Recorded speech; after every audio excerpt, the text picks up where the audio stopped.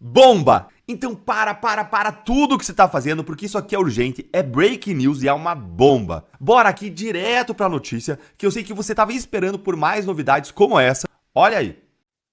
Tarcísio está calado, comprovando tudo o que nós falamos sobre ele aqui.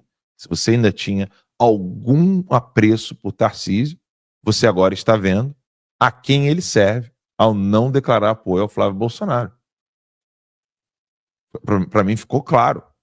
O Tarcísio... Ele deveria ter feito no dia 1, né? Não, o Tarcísio tinha que estar ao lado do Flávio anunciando isso. Ao lado do Flávio. E aí eu me pergunto, o Tarcísio tem um compromisso com o pessoal da Fintech, que é escravo do PCC? Ou o Tarcísio tem um compromisso com o Brasil, Flávio Bolsonaro, Jair Bolsonaro e os presos e os exilados? Ainda sobre esse assunto, a ministra de Relações Institucionais, Gleisi Hoffmann, reagiu às declarações do senador Flávio Bolsonaro. Essa é uma apuração do âncora da CNN, Gustavo Uribe. Após o filho de Jair Bolsonaro dizer que existe um preço para desistir da candidatura à sucessão presidencial, como a gente acabou de ver, dirigentes do partido afirmam em caráter reservado que seria a aprovação de uma anistia geral aos condenados pelo 8 de janeiro, inclusive o próprio pai, o ex-presidente Jair Bolsonaro. Pois bem, a ministra petista classificou o gesto do senador como que uma, abre aspas, chantagem, fecha aspas. Gleisi pontuou que anistiar os envolvidos no episódio, abre aspas, nunca foi a pauta, fecha aspas, do Brasil. A ministra disse ao Gustavo Uribe que, abre aspas, chantagem é só o que eles sabem fazer. Já fizeram isso com o tarifaço de Eduardo e Jair Bolsonaro e fracassaram porque Lula não se curvou. Agora lançam essa farsa de candidatura para ameaçar de novo o país, fecha aspas. Aí tá todo mundo assim, mas ele não é viável e tem a rejeição, não sei o que. Bom, a primeira pesquisa pós-anúncio é essa aqui, ó. Pode abrir aí, por favor. Pode abrir. Tá aí, ó. Instituto Veritá, tá? Divulgou hoje a pesquisa nacional realizada nos dias 6 e 7 de dezembro sobre a sucessão presidencial. O levantamento ouviu 2.519 pessoas em todo o país, captou o impacto imediato do anúncio da pré-candidatura do Flávio, tá? O cenário em cenário de confronto direto, Flávio aparece tecnicamente empatado com Lula.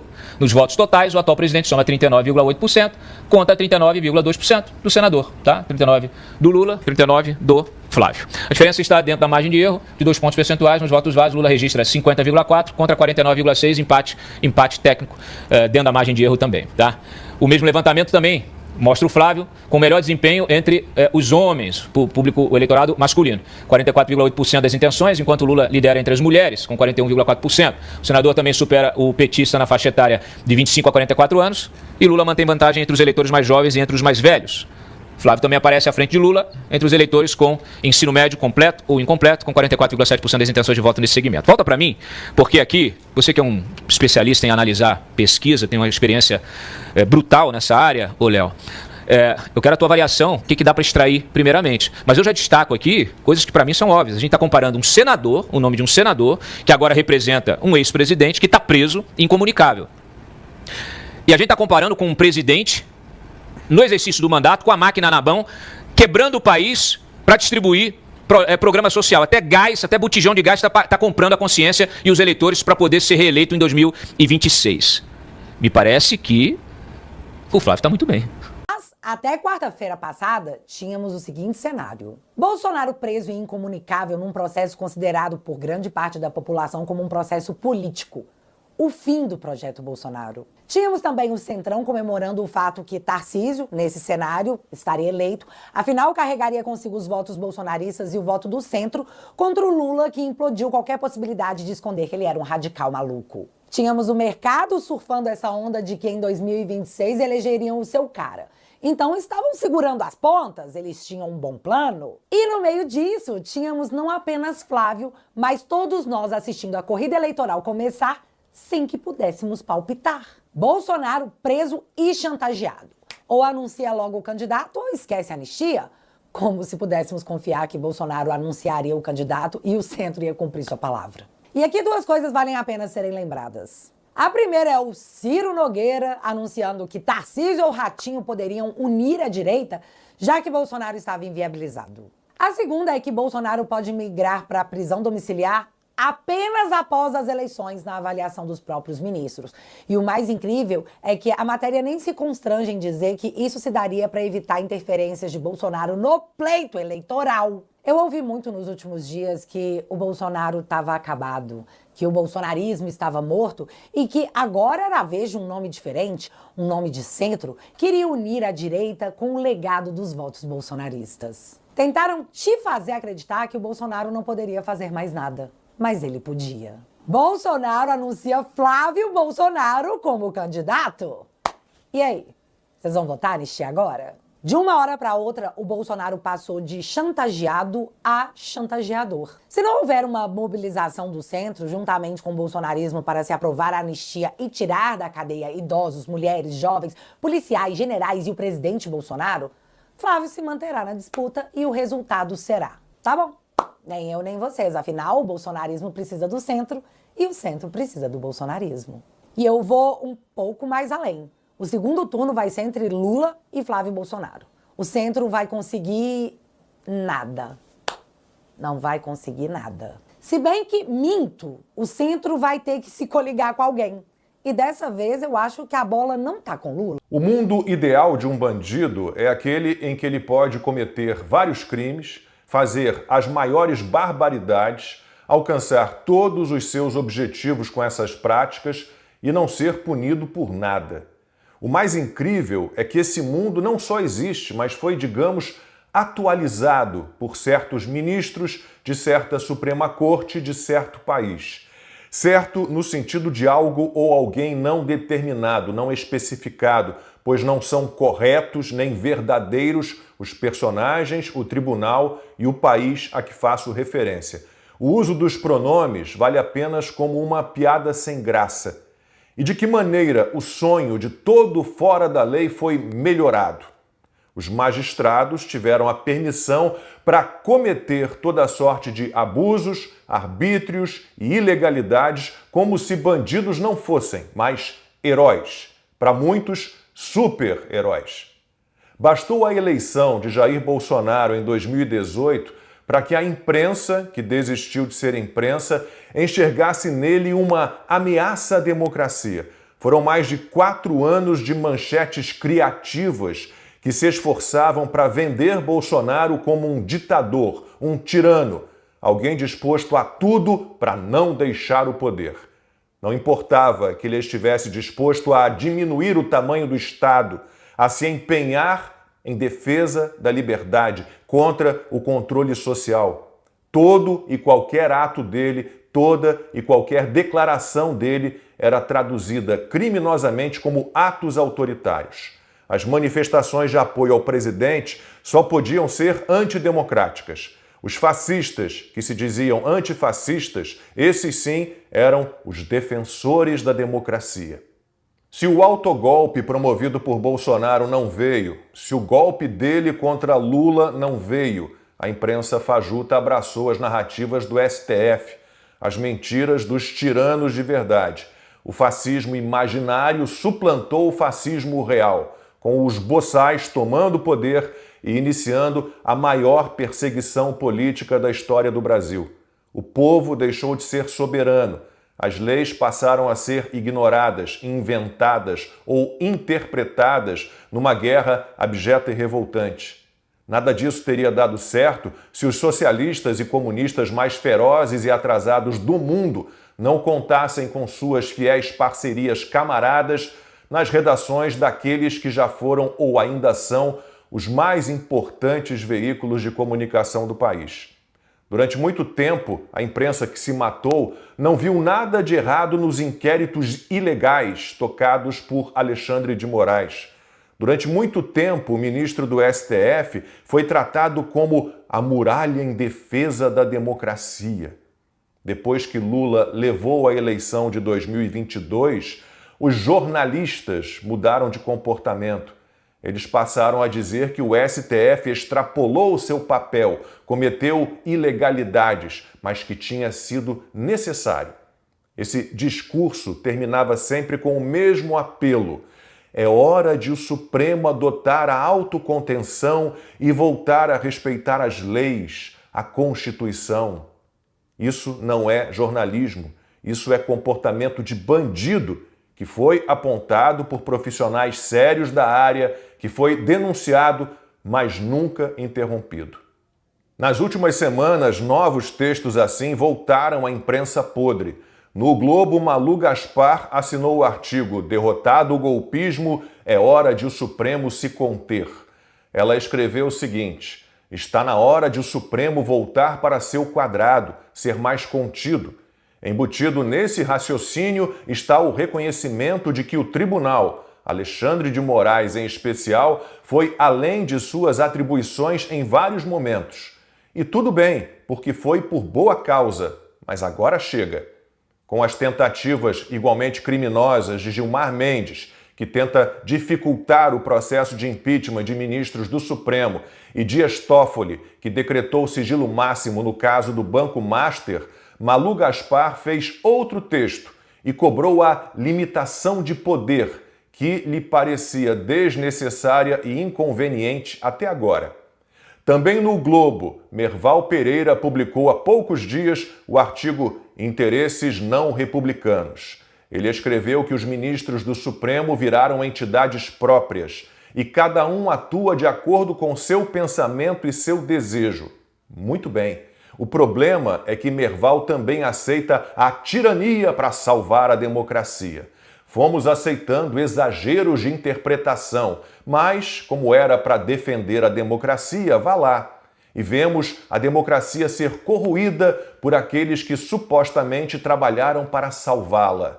De novo, isso, para um jornalista, deveria ser considerado prática criminosa. E todo o país, e todos nós, somos vítimas desse bando que aceita abusos, arbítrios e ilegalidades, desde que seja por uma boa causa, definida, claro, conforme critérios dessa gente que não tem critério, não tem caráter, nem ética, nem moral. Isso é guerra cultural, meu amigo. Assim se constroem heróis no imaginário popular. A esquerda entendeu isso muito antes. Não é por acaso que a maioria esmagadora da classe artística é de esquerda. Eles investem nisso há muito mais tempo. O filme Lula, Filho do Brasil, não sei se você já assistiu, eu nunca vi, mas já tem 16 anos e o objetivo já era lá na época, lá atrás, construir a imagem de um herói. E eles foram tão bem sucedidos, eu não digo nem tanto pelo filme, que eu não sei se teve tanta bilheteria assim, mas em trazer a classe artística para perto, abrindo totalmente a torneira do dinheiro público, estabelecendo essa relação de ganha-ganha entre a esquerda financiando a arte e a arte promovendo a esquerda, que apesar dos maiores escândalos de corrupção do planeta envolverem Lula e o PT, os artistas na época mais grave dos escândalos só deram uma parada estratégica, assim. Mas assim que o sistema começou a inverter a narrativa, todos voltaram correndo para o colo do papai Lula. Em 2018, se vocês lembrarem, eles criaram a hashtag Ele Não. Vocês lembram? Justamente porque os artistas queriam, assim, manter essa distância segura da podridão dos esquemas de corrupção que estavam vindo à tona. Então não é que eles apoiavam o PT, eles não queriam o Bolsonaro, era isso. Mas quando o sistema criou a narrativa para descondenar o Lula, ufa, pronto, a classe artística tinha a justificativa que estava esperando para se abraçar com Lula e o PT de novo. Tanto que em 2022 não tinha mais hashtag Ele Não, já era apoio escancarado ao Lula de novo. Em 2026 vai ser a mesma coisa. Você já viu a classe artística fazer alguma manifestação pelos dezenas de criminosos soltos na Lava Jato que roubaram bilhões? Não. Mas eles foram para a rua se manifestar contra a anistia para manter velhinho e mãe de família na cadeia. Anos de aparelhamento. Esquerda financia artistas, artistas promovem a esquerda. E a classe artística domina a opinião pública. Vocês notaram que a mídia bateu desesperadamente no Bolsonaro nos 4 anos de governo dele, certo? E depois que saiu do poder, o assunto continuou sendo sempre o Bolsonaro. Eles não pararam. Isso nunca tinha acontecido na história do nosso país. Nunca. Porque nesse caso não bastava vencer ele nas urnas, vencer. Eles tinham que enterrar o nome Bolsonaro. Mas como você está vendo, essa é uma tarefa impossível. O nome Bolsonaro já está nas eleições de 2026, por exemplo, através do Flávio. O que o Bolsonaro construiu não tem como enterrar. Tem uma passagem na Bíblia que Jesus fala que não tinha como calar as pessoas sobre o que elas estavam vendo, porque se elas se calassem sobre a verdade que elas estavam vendo, as pedras clamariam. Tem verdade que a classe artística brasileira pode até fingir que não vê, que o cinema nacional pode até se calar, mas as pedras clamarão. E nesse caso, vieram clamar pedras muito preciosas, ninguém mais, ninguém menos que Hollywood. e Jim Caviezel, ator de A Paixão de Cristo e outros grandes sucessos. Então, é com muita alegria que hoje eu digo que é guerra cultural, sim, mas nós recebemos grandes reforços nessa guerra cultural. Aí vamos falar delas? Já começa com a manchete. Flávio Bolsonaro absorve capital digital de Bolsonaro no WhatsApp. E eu não vou nem ler o subtítulo para não dar spoiler. O Zap Zap, tu sabe que no Brasil ferve. Aí tá ali. O Felipe Bailês, né? A Folha de São Paulo tem um grupo de monitoramento de rede social, né? de mensageiros como WhatsApp. E aí já tem um tempo que eles estão analisando muitas coisas. E semana retrasada a gente trouxe uma dessas análises com um certo gráfico mostrando a força dos Bolsonaros dentro da direita. Como um negócio assim, unânime. Basicamente unânime. Aí vamos olhar esses números. Primeiro ele vai trazer aqui um histórico, para tu entender o peso dos números que ele vai te apresentar. Há 3 semanas, na coluna Encaminhado com Frequência, mostramos que a direita chegava a 2026 sem um sucessor definido, porque continuava estruturalmente dependente da decisão de Bolsonaro, ou seja, não foi semana retrasada, deve ter sido 3 semanas atrás. A partir do monitoramento de mais de 100 mil grupos públicos de WhatsApp da Palver, utilizamos modelos de inteligência artificial para ir além da simples contagem de menções. Cada mensagem foi lida por um modelo de linguagem treinado para identificar por explícito de usuários usuários de direita a possíveis presidenciáveis, classificando objetivamente a preferência expressa em cada interação. Vai vendo. Naquele momento, 3 semanas atrás, a disputa ainda se concentrava quase inteiramente no nome de Bolsonaro. E nenhum outro candidato chegava perto, nem no chulé, né? Nem de dentro, nem de fora da família. Não tinha Eduardo, Flávio, Carlos, Tarcísio, Ratinho, nada. O Jair isoladíssimo. Desde então, o impasse foi rompido. Na semana passada, Bolsonaro fez o movimento que todos da classe política aguardavam a apontar Flávio Bolsonaro como seu sucessor na disputa presidencial, transformando a sucessão em um teste real de transferência de capital eleitoral dentro da base bolsonarista. E aí? Será que o Jair conseguiu ou não transferir? Esse movimento provocou reação imediata na elite política e no mercado financeiro. No mesmo dia do anúncio, a bolsa despencou, o dólar subiu, Faria Lima reagiu como se a direita tivesse optado pelo caminho de maior risco. Ao mesmo tempo, circularam testes de que a indicação funcionaria mais como um balão de ensaio do que uma decisão definitiva. Uma forma de testar a reação da sociedade, do mercado, da própria base, sem fechar ainda a porta para uma alternativa fora da família. Além disso, o movimento concede a Flávio Bolsonaro a legitimidade de falar por Bolsonaro. Falar por Bolsonaro. Isso é importante, porque ele realmente agora é o candidato. Ou seja, pode costurar acordos políticos, tomar decisões sobre alianças, reduzindo a possibilidade de um embate dentro do bolsonarismo. Aí ele fala como que aconteceu lá no Ceará. Gente, reduzir a possibilidade de embates, tudo mais, né? Tomar decisões, né? Ter legitimidade. Principalmente assim, né? Reduzir embates dentro do bolsonarismo. Eu posso chamar isso de freio de arrumação? O que é que eu comecei falando para vocês no início da semana passada? Estamos diante do maior freio de arrumação da direita. Eu estou feliz da vida de ver que finalmente a coisa está se organizando. Eu comecei a semana falando isso e eu não sabia ainda da possibilidade do Flávio ser candidato. Eu só vim saber na terça-feira. Que a tendência, na verdade, era segunda-feira à noite no Brasil. Segunda-feira à noite, que era terça de manhã. Aí eu falei, vamos nessa, né? E a priori já podia se lançar na terça. Né? Mas não, só foi na sexta. Com dados inéditos, aqui estamos chegando agora nos números, vocês vão entender. Reproduzimos agora a mesma análise feita 3 semanas atrás, ampliando o recorte para incluir outros nomes da direita, justamente para testar se esse movimento de Bolsonaro se concretizou como uma transferência de capital político no ambiente digital. E aí? Aí a Folha de São Paulo já avisa, o resultado não deixa dúvida. Estão prontos? O choro é livre, viu? Olha para isso. Daqui a semanas, né? Aqui em azul era Bolsonaro. Então você viu, Bolsonaro dominava de forma assustadora, né? Teve alguns picos aqui de verde, que é o do Flávio, quando ele foi no Flow. Aí, aqui no início de dezembro, foi a sabatina do Gonê, né? Vocês devem lembrar disso daí, né? Que rodou os vídeos do Flávio Bolsonaro. O povo comenta um pouco mais sobre isso.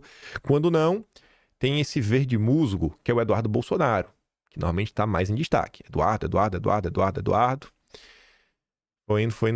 Foi indo. Bolsonaro falou, meu candidato é o Flávio. Saímos aqui de Bolsonaro dominando em média 80% para Flávio já em 49%, já em 30%. De 49% 38%, e aqui o Flávio dividiu meio que com o Eduardo, a turma do Tarcísio, por conta do dia de ontem, que o Flávio falou, talvez eu tenha um preço, aí tentaram emplacar o Tarcísio. Acabou. Aniquilou qualquer chance de terceira via, mostrou, irmão. Pra quem perguntava, a direita tá muito bem, obrigado, sabe? Quem tem voto? A população real. A população real não é o Twitter. Não é o Twitter. Não é Faria Lima.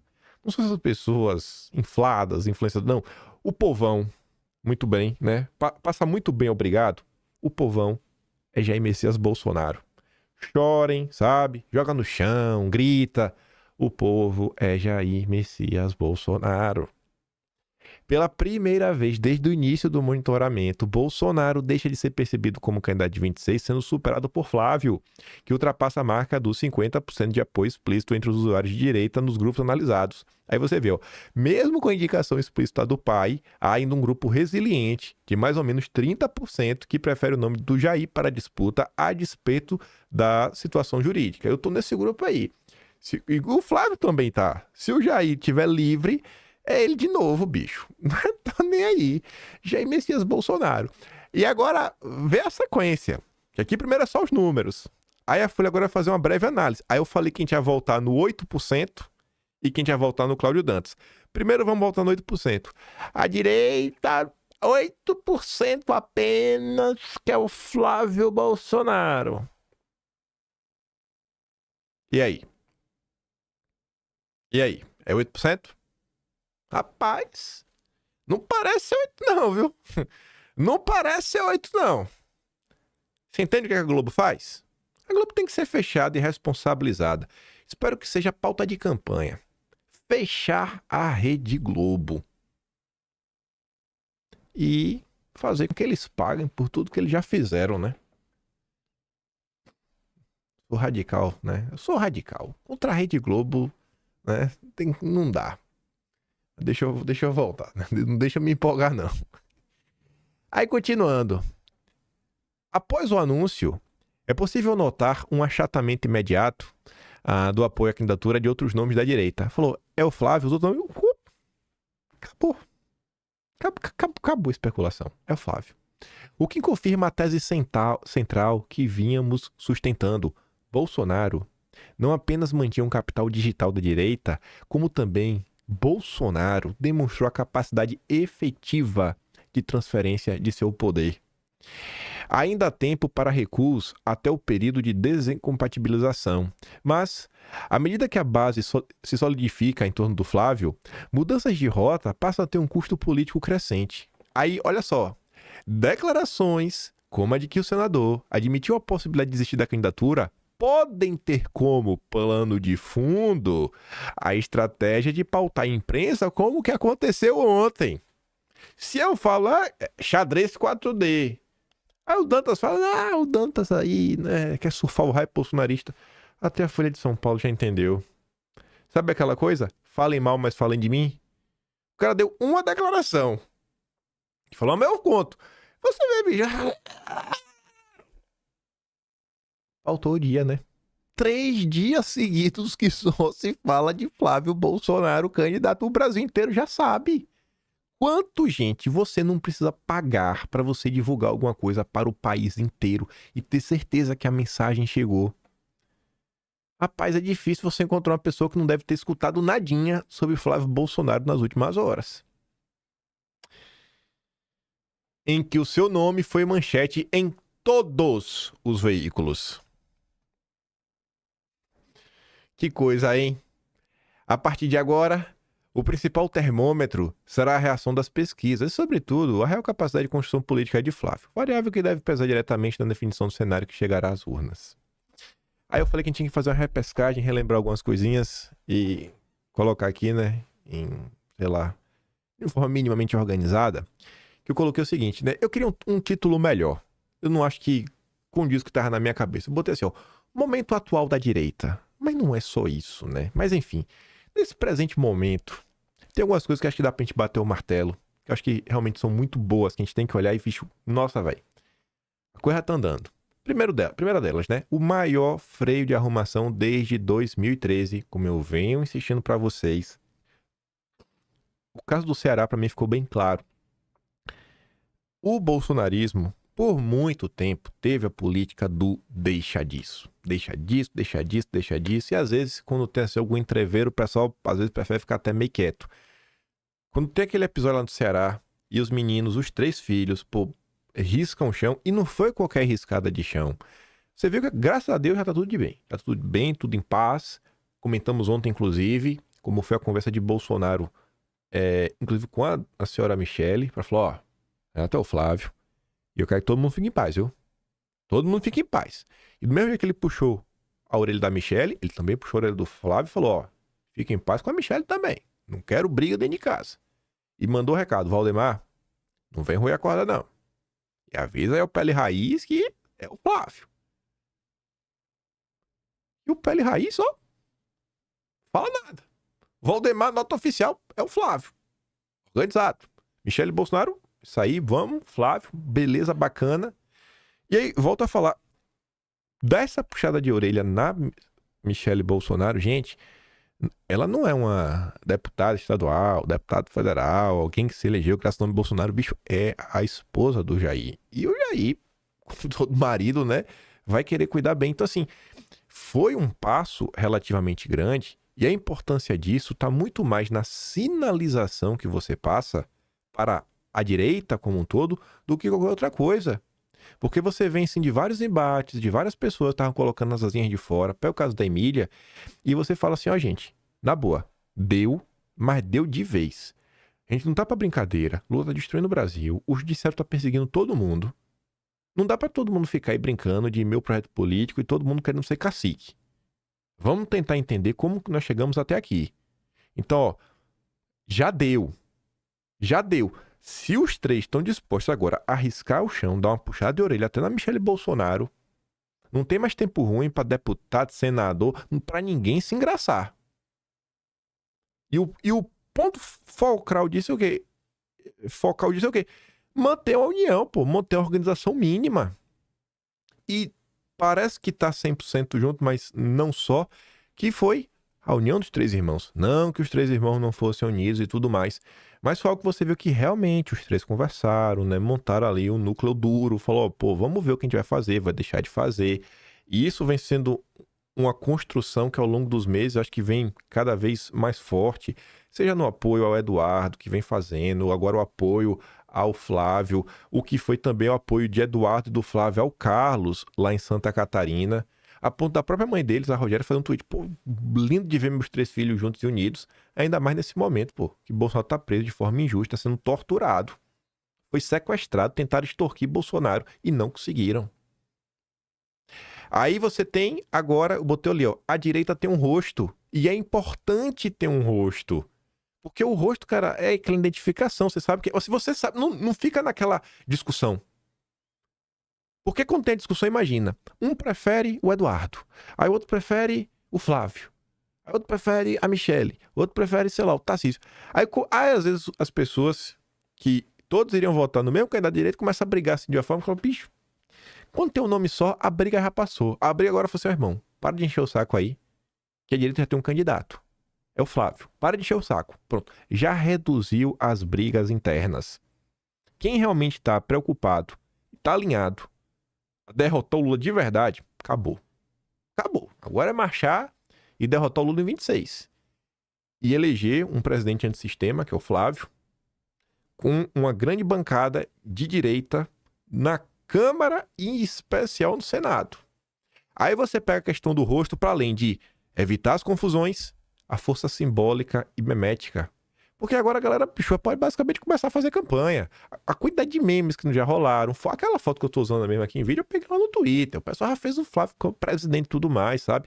Então, Você já dá algo pra militância que tava... Aí vai, bicho, toma aí agora, vai trabalhar, toma, eu vou te dar agora material, vai, faz teu nome. Quero fazer aqui um pedido especial, inclusive, pausa. Presta atenção, é um pedido sério. E esse pedido vai pra tia do Zap. Não dá pra ser pros primos, nem pro tio do churrasco. Pode ser pras primas do Zap também. Minhas amadas tias do Zap e primas do Zap. Pedido seríssimo. Por favor, olhem com muito carinho a questão do voto feminino. Eu acho que é muito mais fácil vocês conseguirem conversar com outras mulheres que não estão no espectro da direita, às vezes tem aquele nojinho do bolsonarismo. É muito mais fácil vocês falarem do que algum homem tentar comentar. Sabe? Peço de coração, tias do Zap, primas do Zap, foquem na questão do voto feminino. Foquem. Não só para demonstrar, e não só para assim ser homem a homem com outras mulheres, mas para mostrar o apoio das mulheres de direita e por que as mulheres de direita apoiam a candidatura do Flávio Bolsonaro. Vocês terão um papel crucial em 2026. Tia do Zap, assim, eu sei que é só pedir, né? As primas que eu não sei ainda, as tia é certeza. A tia é só pedir, já pedi, eu sei que vai rolar. Primas do Zap, se empenhem. Aí vamos voltar. Aí eu botei, ó. Planejamentos e movimentos giram em torno de algo concreto. Porque, gente, qualquer coisa antes, nós, não, vamos organizar, não, a gente vê, aí, mas vai ser o como aí mesmo essa movimentação. Não, a gente vamos tentar discutir nossos grupos. Pô, mas quem vai ser o candidato? Cara, agora como realmente tem um nome, tem uma pessoa para falar e para responder. É como é na empresa, tem um problema. Se não tiver alguém para cuidar do problema, ninguém resolve. Agora tem o Flávio, é a cara dele. Então, bicho, olha só, a gente vai fazer... Quem garante? Você é quem? Eu sou o porta-voz do Jair. Porque eu sou o candidato, ele me apontou, a não ser que o Jair possa disputar, eu vou ser o candidato. Então eu posso falar, eu vou governar esse país. E se eu tô falando pra você que a gente vai compor, que não vai compor, que vai ser amigo, que vai dar separado, eu vou manter minha palavra. Então isso ajuda demais. E também, né, pro nosso companheiro laranja. Imagina os Estados Unidos. Fez tudo, tava fazendo a troco de quê? Ajudar o quê? Só uma pressão pro Congresso, em termos assim, abstrato? A direita, em termos abstratos? Não, agora, pra derrotar o Lula, né, já sabe que é o candidato. Até se quiser bater um papo aí pra 26, já tá mais fácil. Centralização do poder de decisão. Ou seja, acabou muito cacique pra pouco índio. Disse-me disse. Que aí volta até a questão do botei do freio de arrumação, mas fiz questão de colocar, porque o poder de decisão, em especial, para as questões eleitorais. Pauta da liberdade e a pauta antissistema vão estar presentes nas eleições de 26. A direita já foi para esse caminho, já polarizou porque é o Flávio. É o bolsonarismo. Tu já imaginou como é que seria um debate sem um candidato de direita mesmo? Será que eu ia discutir sobre as perseguições e violação de direitos humanos? Será que esses assuntos estariam presentes, né, nas eleições? Porque senão, pra mim, ia ser a disputa. Não, as críticas seriam o seguinte, né? Vem Ratinho Júnior, não, porque o Lula, ele está sendo muito irresponsável e pode confiar em mim que eu vou ser um cara que vai aplicar austeridade fiscal à risca aqui, né? O tripé macroeconômico. Estou conversando aqui com Pércio Arida, Pedro Malan, Helena Landau, né? Gustavo Franco, Maílson da Nóbrega, Alexandre Schwartzman, toda aquela nata, né, da bosta que destruiu a economia brasileira e que é tida como, né, os deuses do mercado, Henrique Meirelles. Já imaginou? Agora tu já imaginou como é a campanha? Você, irmão, Lula, aí, ó, amiguinho do ditador. Olha aí como é que tá a questão do crime organizado. É dedo na ferida, dedo no olho. Fora a questão das instituições, né? Enfim, e você traz também uma coesão ideológica, porque a base ideológica não se via... Eu, pelo menos, não me via, né? Representado pelos que estavam aí. Então, era até aquela campanha meio sem graça. O cara fazia de estimulado, a ponto... E aí, tu não era o miserável, não sei o quê, agora você não apoia até isso daí. Até o Ratinho Júnior agora vale pra vocês. Depois de todas as críticas que vocês fizeram. Então, gente, eu olho assim pra tudo que aconteceu, todas essas decisões, e eu tô muito feliz com elas, viu? Assim, as decisões do Jair, né? Eu tô aqui só olhando. Muito feliz mesmo. Nossa, eu acho que a semana passada... Foi uma baita semana pra direita, viu? E eu tô aqui fundamentando os meus pontos, né? Eu acho que tem, no mínimo, né, uma coerência lógica no que eu tô falando. Posso estar errado, mas tentei apresentar aqui meus argumentos. Como eu costumo falar, eu acho que eu sou o apoiador mais racional do Jair. Tá difícil ter alguém que tenha mais argumento pra apoiar esse velho do que eu, viu? Antes de falar do Toffoli e do Banco Master e tudo mais, do judiciário, tem só uma coisa que eu queria comentar que eu acho que é relevante. Eu gravei um vídeo só sobre isso, de uns 14 minutos. Então eu quero resumir do resumo. Ontem, o Flávio elogiou o Tarcísio. E o Tarcísio ainda está em silêncio sobre o Flávio. Isso tem uma relevância e não é birra. Eu coloquei até a notícia. Ó. Flávio Bolsonaro disse que Tarcísio é o principal cara do nosso time. E o Tarcísio é importantíssimo. E eu vou te explicar porque o Tarcísio é importantíssimo.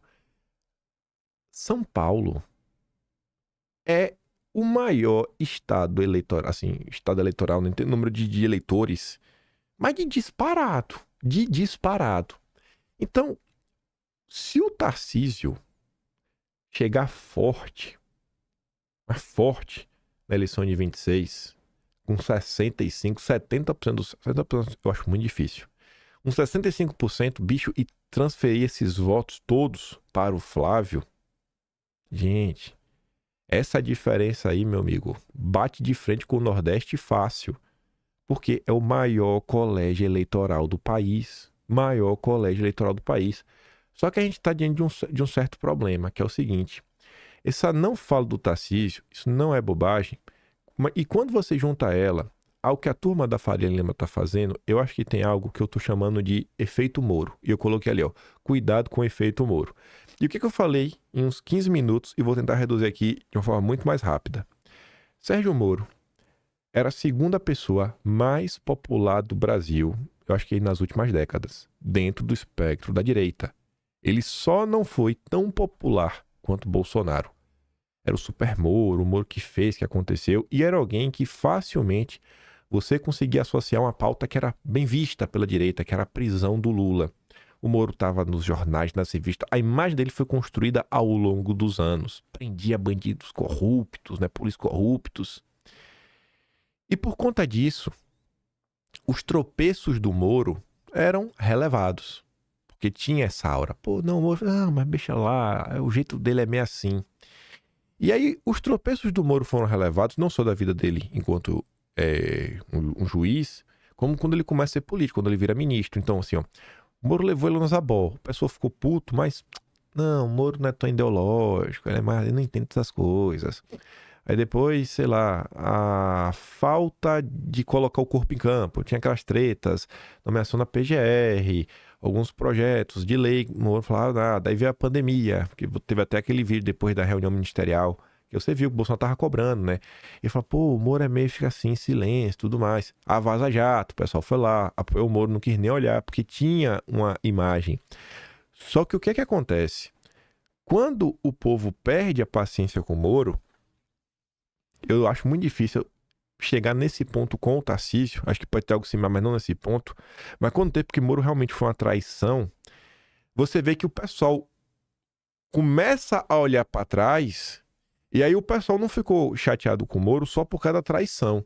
O pessoal fica chateado com o Moro e começa a ter um sentimento de que foi enganado por todo esse tempo. É falar, mas ali eu tava claro, a gente não viu. O Moro era um globalista lá com Soros, com isso, com aquilo outro. E aí o ponto é esse. Eu comentei no vídeo ontem. O silêncio do Tarcísio, frente à questão do Flávio e frente à sua própria militância, que está muito agressiva contra o bolsonarismo, está fazendo com que muita gente na direita comece a ficar chateada com o Tarcísio.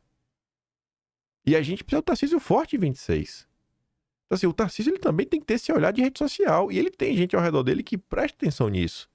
Ele precisa para não acontecer o efeito Moro com ele. Porque se o pessoal começar a pegar pilha com o Tarcísio, assim, de não entender como um deslize, mas entender como safadeza. Ah lá, o Tarcísio estava com Cláudio Chaves de propósito, botou lá o filho para trabalhar com a Esteve, não sei o quê, botou lá, né, a secretária ligada ao PSOL, botou lá do meio ambiente que é a favor desse jeito. Bicho, começar isso daí, é como até o Globo estava comentando ontem, bicho, é capaz do Tarcísio sofrer, né, até na disputa da reeleição em São Paulo, que eu acho que o Tarcísio se reelege. Então, bicho, sério mesmo, não é birra, não é piada, sabe? Óbvio que eu tenho minha birra com o Tarcísio, mas realmente, gente, é importante que o Tarcísio se pronuncie, pô. Já virou notícia na imprensa, inclusive. O pessoal tá cobrando. Aí imagina aí se começar a semana, até deputado petista, político petista começar a tirar onda com isso. Olha lá, nem o Tarcísio tá apoiando o Flávio. Cara, é importante. É importante. Sabe? Não sei o que passa na cabeça do Tarcísio, mas achava muito importante fazer, cara, isso aí, Flávio. Estaremos juntos. Obrigado aí pelo apoio. Saiba aí que vamos caminhar junto e tudo mais, né? Você terá todo o meu apoio aqui em São Paulo. Eu achava muito importante, mas só a minha visão. Tô aqui resumindo, porque Tarcísio chegar forte, principalmente com o eleitor de centro e conseguir fazer essa transferência, eu acho importantíssimo. Atuar desde já com as pessoas que o Tarcísio dialoga, que não estão na direita, ele começar a falar, pô, velho, o Flávio, velho, vocês estão com a visão errada. O Flávio é um cara bom, um cara bacana, um cara gente boa. Vamos junto, a gente vai transformar o Brasil. O Lula não dá mais não. Mas começando agora da questão do Banco Master, Lauro Jardim ontem soltou duas, que vocês escolhem qual é a melhor. A primeira delas, o Laurão fala assim, o contrato do Master com o escritório da mulher de Dom Pedro III. Entre os documentos recolhidos no Banco Master pela PF na Operação Compliance Zero no mês passado, está o contrato de honorários do escritório da mulher de Dom Pedro III. Só tem essa matéria. Colocou só para fazer o circo pegar fogo. Mas o que realmente tomou conta aí do debate público ao longo do dia de ontem foi essa. Decisão de Toffoli sobre Master atendeu a um recurso de Augusto de Arruda Botelho, seu companheiro de viagem. Você vê, mas como assim companheiro de viagem? Foi atendendo ao recurso de Augusto de Arruda Botelho, advogado de Luiz Antônio Bull, diretor de compliance do Banco Master, que Dias Toffoli decidiu na quarta passada dar acesso a todos os elementos de prova já documentados na investigação da PF que sejam do interesse do seu cliente. Toffoli determinou que todas as novas ações e medidas de investigação passem a ser previamente submetidas não mais à Justiça Federal, mas ao crivo do Supremo, ou seja, ao crivo do próprio Toffoli, agora o guardião master do processo. O sigilo máximo foi decretado a fim de evitar vazamentos que obstaculizem as investigações. Dias antes de tudo isso, Toffoli foi a Lima, no Peru, ver o seu Palmeiras conquistar mais um vice-campeonato, desta vez o da Libertadores.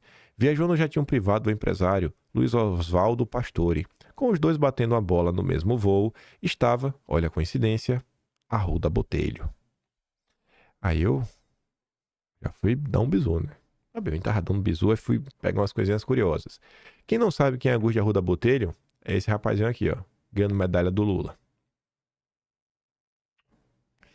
Que bonito, hein? Aí você fala, meu Deus, como é que pode? No mesmo voo. A Globo já saiu em defesa. E a Globo disse, ó, gente, não se preocupa não, pessoal. O Toffoli disse que não conversou nada do Banco Master com o Augusto de Arruda Botelho no voo. Né? O Valdo Cruz te garante que eles não falaram disso dentro do voo. Viu, gente? E vocês têm que acreditar na Globo, viu? Pelo amor de Deus. Escuta só. O ministro Dias Toffoli reconhece que viajou realmente no jatinho do empresário Luiz Oswaldo Pastore. Ele disse que é amigo dele, né? E que Augusto Arruda Botelho realmente estava no voo. Ali são todos palmeirenses, foram lá e voltaram um pouco frustrados porque o Flamengo derrotou o Palmeiras. Pois bem, o ministro Dias Toffoli diz que durante o voo não falaram de Banco Master. O ministro Dias Toffoli reconhece que viajou realmente Banco Master. Durante o voo não falaram de Banco Master. Durante o voo não falaram de Banco Master.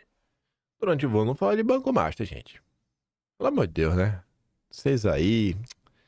Vocês odeiam o Toffoli, pô. O Toffoli é tão gente boa. Aí a Folha de São Paulo vem trazer algumas coisas importantes. Toffoli foi a Lima em jato privado com advogado. O que a Folha traz de diferente? Data. Traz a data. A viagem ocorreu na sexta, dia 28 pela manhã. E eles voltaram no domingo, dia 30. No voo eles não falaram nada, né? E será que nessa passagem lá por Lima eles falaram alguma coisa? O Valdo Cruz realmente pode não estar mentindo, né? No dia 28. Dia 28, né? Curioso. O voo foi no dia 28. Por que eu tô falando isso? O Felipe Recondo, que não é um cara de direita, é um jornalista, fala assim, ó. 3 dados sobre a viagem do advogado Augusto de Arruda Botelho e de Dias Toffoli para assistir ao jogo do Palmeiras no mesmo jatinho. O voo partiu de São Paulo às 10h30 do dia 28. A reclamação do Banco Master foi autuada às 1h34 do dia 28. E o Toffoli foi sorteado, né? Foi sorteado como relator às 6h13 do dia 28. No mesmo dia. Aí eu fui atrás dar um bisu, só para olhar e realmente tá aqui, né? Foi autuado dia 28 e foi distribuído, ou seja, o sorteio no dia 28. Dia 28 que eles estavam no avião juntos, e só voltaram dia 30. Que coisa, né? E depois de voltar, teve isso daí, né? Decretou sigilo. Ai, meu Deus do céu, velho. Brasil é demais. Brasil é maravilhoso. Aí a Folha escreveu um editorial. A mal explicada decisão de Toffoli no caso Master. Não sei se eu tomo mal explicada assim, não. Em um despacho de míseras 3 páginas, Toffoli transformou o caso do Banco Master em um enigma impenetrável. Com ligeireza espantosa, o magistrado determinou a remoção do processo da Justiça Federal para as mãos da corte mais alta do país, invocando a prerrogativa de foro de um deputado mencionado em contrato apreendido pela PF. Também difícil de entender foi a posição de sigilo mais elevado, expandindo o grau de confidencialidade a um patamar que impede o acesso às letras iniciais de identificação das partes, ao andamento do processo e às próprias decisões judiciais. No texto sucinto de Toffoli, não há justificativa compreensível para a manobra. Gente, tem como o ser humano entender a Deus? Entender o seu Criador? Eu acho que a imprensa está sendo muito arrogante em achar que eles, jornalistas, têm a capacidade de entender a mente brilhante de um ministro do Supremo Tribunal Federal. A Folha de São Paulo vai pedir perdão. Perdão por ousar tentar entender o que o Toffoli pensa. Ele é Deus. Como ele mesmo disse, ele é o editor do Brasil. Em apenas um parágrafo com 4 linhas, o ministro se limita a afirmar que a investigação supostamente dirigida contra pessoas com foro por prerrogativa de função, conforme inclusive já noticiado pela mídia formal, respaldaria a competência do Supremo. Em contraste com a peça rarefeita, há evidências sólidas de corrupção, possivelmente sistêmica, envolvendo o caso do Master, né? O banco, sob o comando de Vorkari, suspeito de fraudes bilionárias, contratos fictícios, desvio de 12,2 bilhões de reais e uma quebra espetacular que custará 41 bilhões ao Fundo Garantidor de Créditos, cujos recursos são custeados em última instância por milhões de poupadores. A decisão mal explicada não contribui para a credibilidade da corte nem do magistrado. Toffoli não é novato em medidas que despertam questionamentos, como nas sucessivas anulações de processos contra réus confessos da Lava Jato. A imagem do Supremo se desgasta com a percepção crescente de permeabilidade a interesses particulares. Seja na flexibilização de normas que regulam conflitos de interesses, seja no encontro entre ministros e políticos, empresários, com causas em potencial na corte. O caso em tela é particularmente grave devido à extensão da influência do dirigente do Master, abarcando esquerda, direita e centro. Vorkari era patrocinador voraz de eventos que reuniam a elite política e jurídica de Brasília. O Master recebeu generosas aplicações de recursos de fundos previdenciários estaduais, incluindo o do Rio, e municipais em escolha de difícil compreensão. A própria demora do Banco Central em liquidar o banco demanda esclarecimentos. Dos ministros do Supremo se exigem agora rigor e clareza de propósitos. Eu acho que a Folha devia ser responsabilizada. Acho que devia ter uma busca e apreensão na Folha por ataque às instituições. Pegando o gancho no nosso judiciário, ontem foi a vez do Estadão, né? O da Folha também foi de ontem, mas ontem cedo, 3 da manhã, o Estadão vai falar deles, os intocáveis.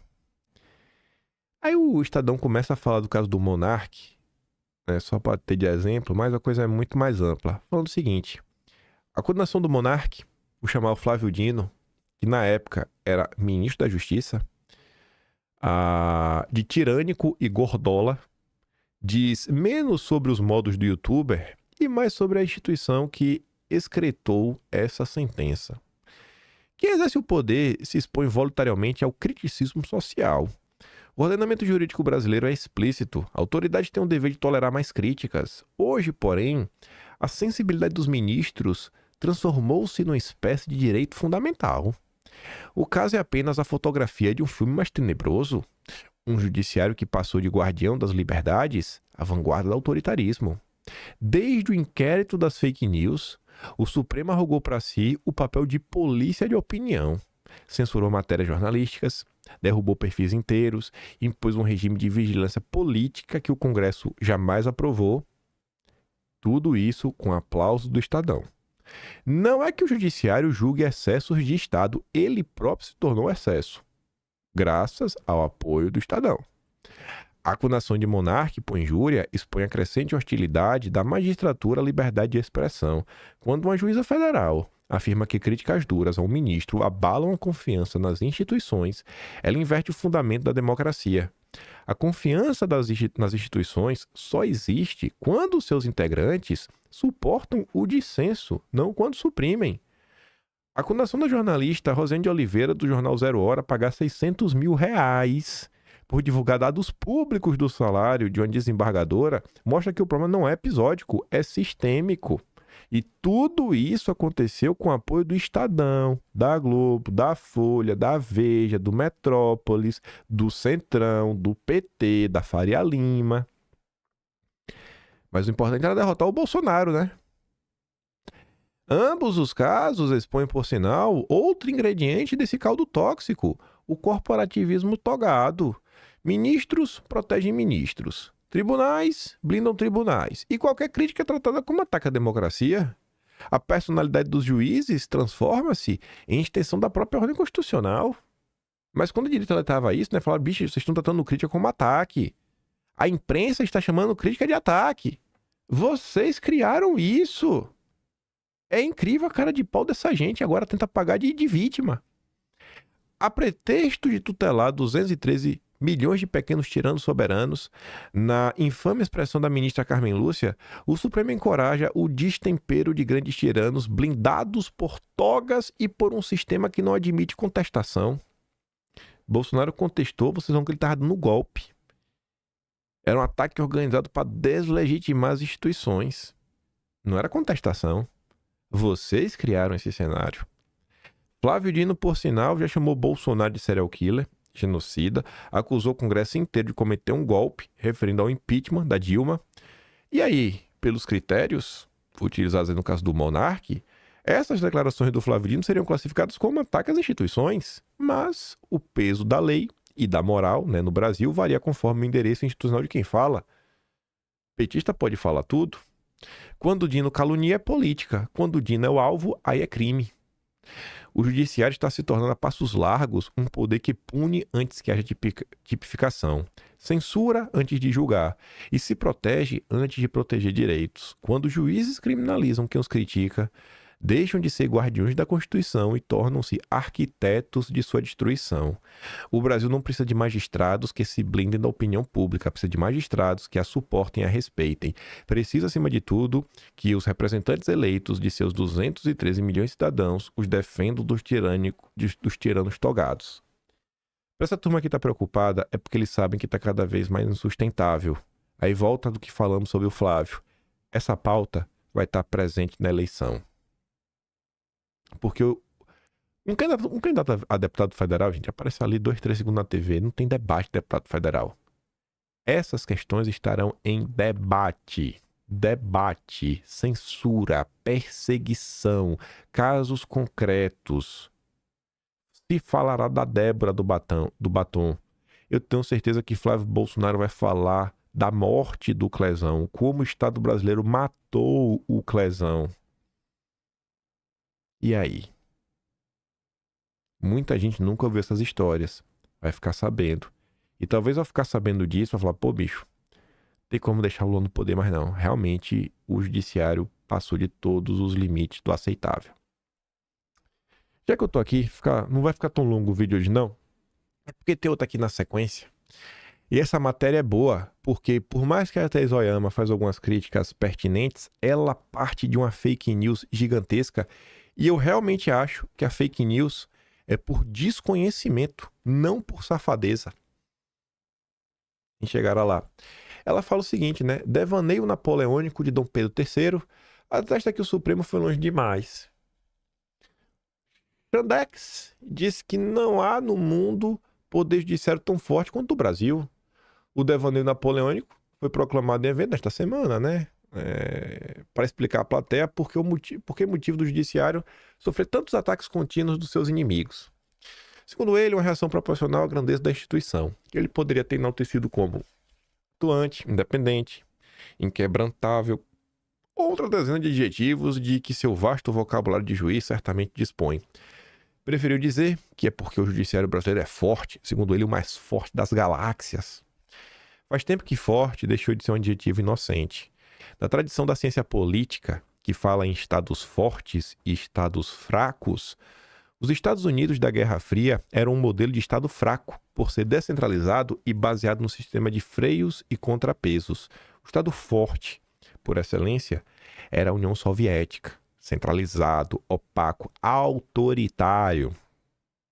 Como Estado comunista e os líderes de inclinação liberal, o judiciário brasileiro é forte. Pronto, agora até a Thaís Oyama agora está chamando o nome de comunista. Não fosse assim, o decano da corte, aliado de Dom Pedro, Gilmar Mendes, não se sentiria à vontade para usar de uma prerrogativa do Legislativo e tomar decisão monocrática que dificulta o impeachment de ministro do Supremo, entre outras medidas, reduzindo a um único indivíduo o total de autorizados a pedir a abertura do processo, né? Sendo esse único indivíduo o PGR, hoje o seu amigo e ex-sócio Paulo Gonet. Tão assintosa foi a decisão do decano que fez erguer um coro inaudito de protestos, acordou até os mortos. Mas, se assintosa, de inédita não teve nada. Aqui que tá fake news e eu acho que é por burrice.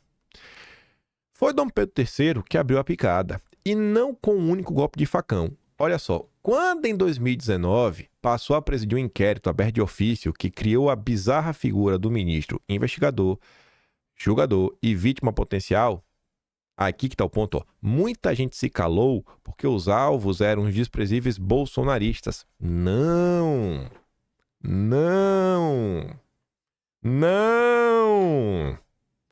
Esse inquérito foi aberto inicialmente aos críticos, de forma abstrata. Esse inquérito toma forma indo contra o antagonista e a Cruzoé. O inquérito das fake news só vai para cima do bolsonarismo em 2020. Após a saída do Moro. É Moro que direciona o inquérito das fake news para cima da direita. Não! E o inquérito era um instrumento excepcional de autodefesa da democracia.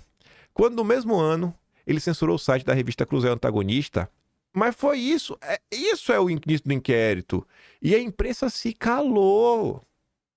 Então, nem para usar o argumento, não, se calou porque usava os bolsonaristas. Não! Se calou porque a imprensa é autoritária. Ou talvez porque se soubesse que a gente tinha um plano muito maior. Com descendência semelhante, recepcionou diversas outras decisões de Dom Pedro III que se convencionou chamar de controversas, como mandados de busca e apreensão contra empresários por conversas privadas no WhatsApp, detenções em massa, longas prisões preventivas, penas desproporcionais para os réus do 8 de janeiro. É um cara de pau. A Globo chamou a turma do 8 de janeiro de terrorista. A lista é longa e a justificativa para ignorá-la é sempre a mesma. É preciso defender a democracia da ameaça bolsonarista. Passado o período excepcional, o Supremo deverá exercitar tal autocontenção. Segundo a Thaís Oyama, o período excepcional passou, Bolsonaro está preso e o decano do Supremo desafiou o Legislativo à luz do dia a fim de blindar si e a colegas da ameaça de impeachment. Nossa, estou chocado. Tem jogo nesse lugar, disse o capitão Renault no filme Casablanca, ao simular perplexidade diante da descoberta de que havia jogatina no estabelecimento que ele próprio era habitué. Sim, não é de hoje que tem algo errado nesse lugar, e esse lugar agora é o judiciário, o mais forte do mundo, segundo Dom Pedro III. Fingir surpresa a essa altura é hipocrisia. E para a gente terminar com duas coisinhas rápidas, só um aviso Para surpresa de ninguém, com quase 7 anos, o inquérito das fake news seguirá aberto por tempo indeterminado. O Estadão conversou com 3 ministros do Supremo que confirmaram a informação. Eles que são próximos de Dom Pedro III explicam que o objetivo é ter um instrumento à mão para apurar e combater eventuais novos ataques à corte, às instituições e à democracia. Tradução, tem eleição no ano que vem, viu? Só anistia para poder resolver as coisas no Brasil. Dosimetria não resolve nada. E aí a gente termina o vídeo com o nosso companheiro Reinaldo Azevedo falando, né? Tudo isso é importante que é para salvar a democracia. Quem salvou a democracia brasileira nos últimos 7 anos? Supremo Tribunal Federal. Tem um pouco de decência argumentativa. Supremo Tribunal Federal. Ah, vai até quando? Enquanto houver ameaça. Enquanto houver ameaça. Enquanto houver ameaça. Isso. O Brasil foi a única democracia do mundo em que a extrema-direita golpista chegou ao poder e a democracia se conservou. Isso aí mesmo. Brabo. Brabo. O AI-5 vai durar até quando precisar. Agora é o AI-6, né? Já veio o AI-7. Ah, Jesus. Eu vou mandar esse vídeo do Reinaldo, do Valdo Cruz e do Flávio lá no Telegram. Se gosta do meu trabalhinho, quiser dar um pouco mais, já sabe, né? Passamos no canal, tem um Tony Valeu, tem um Patreon na descrição e o Atlas Brasileiro, kimpan.com.br, e vote em mim no iBest. Primeiro link da descrição. Pelo menos na categoria. Só dá pra voltar uma vez só. Vejo vocês amanhã. Fiquem com aquele grande beijo, abraço. Tamo juntos. Valeu, meus amigos. Fui.